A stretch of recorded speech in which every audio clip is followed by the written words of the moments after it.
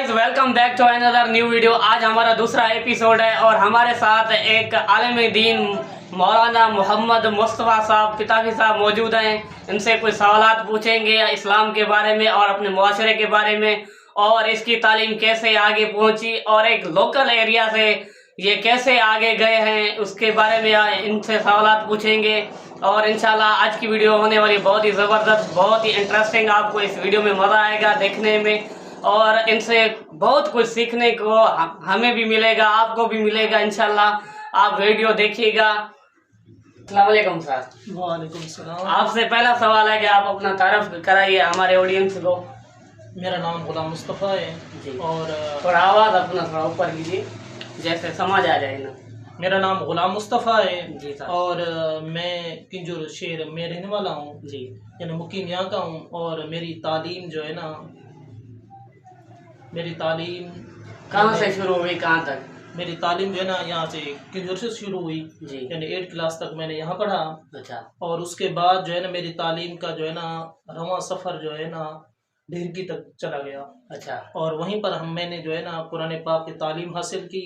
जी, और उसके बाद मैंने जो है ना दीनी तालीम हासिल की, दीनी तालीम हासिल की यानी आलिम कोर्स की। जी, और 7 साल मैंने रेगुलर जो है ना ढिरकी के अंदर पढ़ा जी, उलमाए मुफक्किरीन से।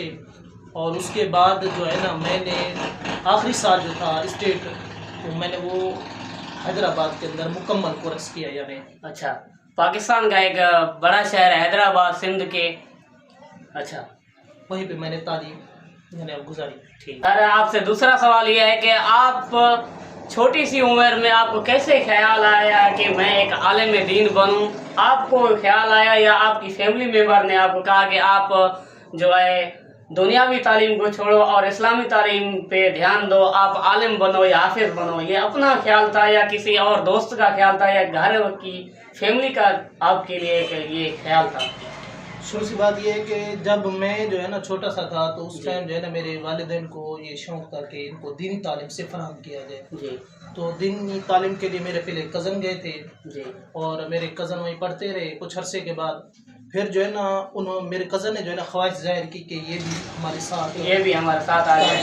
तालीम यानी आ जाए तालीम के अंदर। जी, तो फिर मेरे भी दिल के अंदर ख्वाहिश हुई तो मैं भी तालीम को रेगुलर पढ़ता रहा। अल्लाह के फजल करम से इंशाअल्लाह मैं जो है ना मुकम्मल कर वापस आया। अच्छा, आलिम बन गए हो अभी? जी अल्हम्दुलिल्लाह। आपसे ये सवाल है कि औलाद के जो हकूक़ हैं वालिदैन पर और जो वालिदैन के हकूक़ हैं औलाद पर, तो ये हमें थोड़ा सा बताइएगा और अच्छे तरीके से बताइएगा।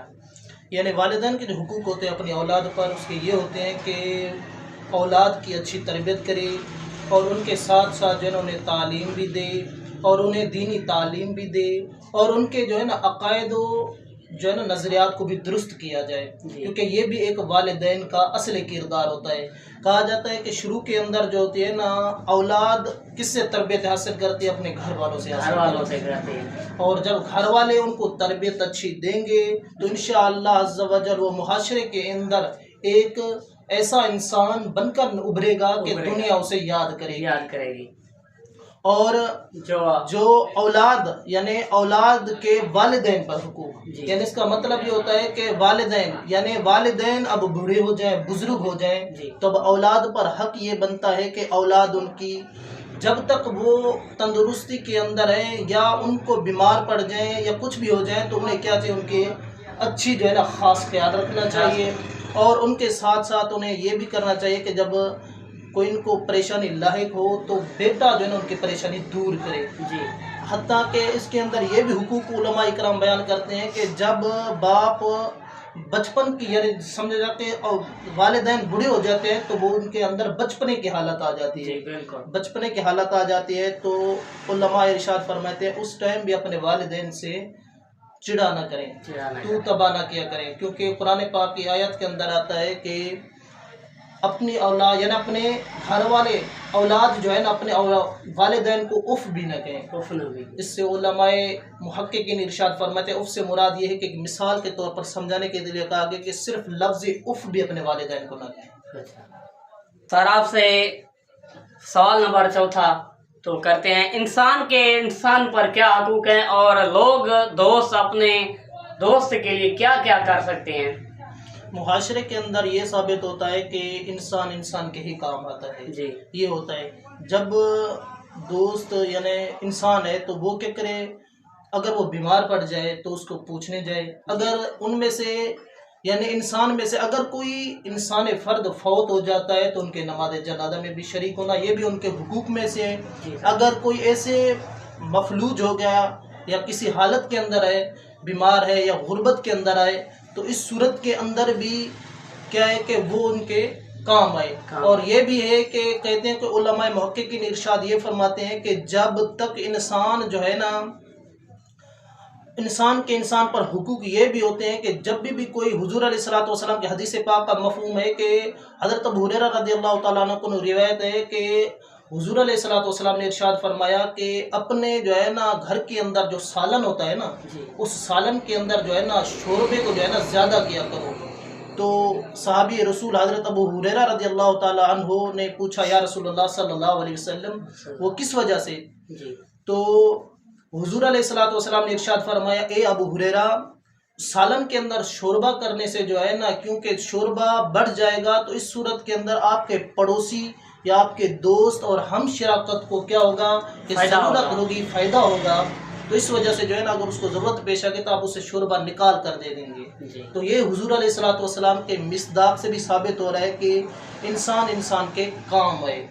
ہر چیز کے حوالے کے اندر جیسا کہ ان کے اندر جائز کاموں کے اندر انسان کی مدد کیا کرے. سوال نمبر 50 ہے سر آپ سے کہ اپنے معاشرے میں برائی کیسے عام ہو جاتی ہے، اور اس سے اگر عام ہو بھی جاتی ہے تو اس کا خاتمہ کیسے کیا جاتا ہے؟ علماء ارشاد فرماتے ہیں کہ جب کسی معاشرے کے اندر جو ہے نا برائی عام ہو جاتی ہے تو دیکھا جاتا ہے کہ ان کے اندر تعلیم کی جو ہے نا کمی ہوتی ہے. یعنی ان کے اندر تعلیم نہیں پائی جاتی، اس وجہ سے جو ہے نا ان کے اندر برائی عام ہو جاتی ہے. جب برائی عام ہو جاتی ہے تو ان کے اندر شراب بھی چلنا شروع ہو جاتی ہے، جوا بھی چلنا شروع ہو جاتا ہے، چوری بھی عام ہو جاتی ہے. اور اس کے اندر جو ہے نا اس کے اندر بہت ساری برائیاں جو ہے نا عام ہو جاتی ہیں، جس کی وجہ سے جو ہے نا ایک دوسرے سے لڑ پڑتے ہیں. علم نہ ہونے کی وجہ سے نا لوگ آپس میں لڑ پڑتے ہیں. اور اس کے علاوہ اس کا خاتمہ کیسے کیا جائے؟ اس کا خاتمہ یہ کیا جائے کہ برائی کے ایسے انجامات کو جو ہے نا ختم کیا جائے، تاکہ آنے والی نسل کو جو ہے نا اس سے فائدہ حاصل ہو. یعنی ان کے اندر تعلیم دی جائے اور ان کے اندر جیسے کہ شراب، جوا خانے اور اڈا خانے ہوتے ہیں ان کو بند کرایا جائے، تاکہ پھر جو ہے نا تعلیم کے اندر جو ہے نا شعور بھی آئے گا اور برائی کا خاتمہ خود بخود ہو جائے گا. سر آپ سے لاسٹ سوال ہے اور آخری سوال یہی ہے کہ آپ اس علاقے کو، اپنے علاقے کو اسلامی تعلیم کے حساب سے کیسے دیکھتے ہیں، اور کیا میسیج دینا چاہتے ہیں اپنے لوگوں کو، اپنے علاقے واسیوں کو کہ اسلامی تعلیم بھی ضروری ہے اور دنیاوی تعلیم بھی ضروری ہے؟ آج کل جو ہے اپنے معاشرے میں اسلامی تعلیم بالکل کم ہو چکی ہے. آپ کو پتہ تو ہے اپنے شہر میں 2 مسجد بھی ہیں، اس میں نمازیں بھی کچھ لوگ آتے ہیں، اور جو اپنے گاؤں ہیں، بڑے بڑے گاؤں ہیں، ان کے لڑکے جو ہے نا کھیل کود میں مصروف ہوتے ہیں، اور ان کے بڑے انہیں کچھ بھی نہیں کہتے کہ آپ مسجد جایا کرو، نماز پڑھو اور اللہ بھی کیا کرو اور قرآن پاک بھی پڑھا کرو. لیکن جب صبح کا وقت ہوتا ہے، مارننگ وقت، تو وہی سارے لڑکے اسکول جاتے ہیں تعلیم کرانے کے لیے، حاصل کرنے کے لیے، لیکن مسجد نہیں آتے ہیں قرآن پاک حاصل کرنے کے لیے، تعلیم، یہ اسلامی تعلیم. تو اس کے حوالے سے کچھ بتائیے ہمیں. مسئلہ جو ہوتا ہے نا سب کا سب جو ہوتا ہے نا والدین پر ہوتا ہے. یعنی والدین جب بچے کو اسکول کی طرف بھیجتے ہیں تو ان پر سختی کرتے ہیں کہ آپ جو ہے نا دنیاوی تعلیم حاصل کرنے کے لیے جائیں. اور یہی بچہ جو ہے نا اسی بچے پر جو ہے نا سختی نہیں کرتے کہ اسلامی تعلیم حاصل کرنے کے لیے. اور جب مسئلہ یہ ہوتا ہے کہ علاقے کے اندر جو ہے نا دینی تعلیم کا رجحان بہت ہی کم ہے. ہماری 2 علاقے کے اندر مسجدیں ہیں، لیکن کیا ہے کہ ان کے اندر تعداد تو بہت زیادہ ہے، لیکن پڑھنے والوں کی تعداد بہت ہی کم ہے، بہت ہی قلیل ہے. کیونکہ اصل مقصد ان کے اندر جو ہے نا صرف تعلیم تو ہے ان کے پاس، لیکن جو ہے نا اصل جو مقصد ہوتا ہے ان پر عمل نہیں کرتے. جب عمل نہیں کرتے تو تعلیم کسی کام کی بھی نہیں ہوتی. تو ہمیں بھی چاہیے کہ تعلیم بھی حاصل کیا کرے، اپنے بچوں پر جو ہے نا سختی کیا کرے کہ قرآن پاک پڑھنے جائے. حتیٰ کہ امام اعظم رحمۃ اللہ علیہ کا قول مبارک آتا ہے کہ جب بچہ 10 سال کا ہو جائے تو اسے پر سختی کی جائے، نارمل انداز سے سختی کی جائے کہ تعلیم قرآن عام کرنے کے لیے اسے کہا جائے کہ قرآن پڑھنے کے لیے جایا کرو اور نماز پڑھنے کے لیے جایا کرو، تاکہ اس کے اندر جو ہے نا ہمارا بچہ کیا ہوگا، تعلیم بھی اچھی ہو جائے گی، جب بڑا ہو جائے گا یہی معاشرے کا ایک ایسا فرد نکلے گا کہ اپنے والدین کی بھی اچھی تربیت کرے گا، یعنی والدین کو جو ہے نا اس سے مراد یہ ہے کہ ان کے دیکھ بھال بھی کرے گا، ان کا خاص خیال بھی رکھے گا۔ خاص خیال کہ ہماری جو ایپیسوڈ ہے وہ مکمل ہوئی ہے، اور سر سے جو سوالات کیے ہیں، امید ہے کہ آپ کو ہماری آج کی ویڈیو اچھی لگی ہوگی اور آپ کو بہت اچھی نالج بھی ملی ہوگی اس ویڈیو میں۔ انشاءاللہ کل ایک نئی ویڈیو کے ساتھ ملیں گے، تب تک کے لیے اللہ حافظ، اور سر کا بہت بہت شکریہ جس نے ہمیں ٹائم دیا، اور ایک ہی میسج پہ سر نے مجھے رپلائی دیا کہ جی بالکل میں آ رہا ہوں آپ کا سیشن اسٹارٹ کرنے کے لیے اور اٹینڈ کرنے کے لیے۔ تو سر آپ کی بڑی مہربانی، شکریہ۔ ٹھیک ہے الحمدللہ، ٹھیک ہے، انشاءاللہ کل ایک نئی ویڈیو کے ساتھ آپ سے ملیں گے۔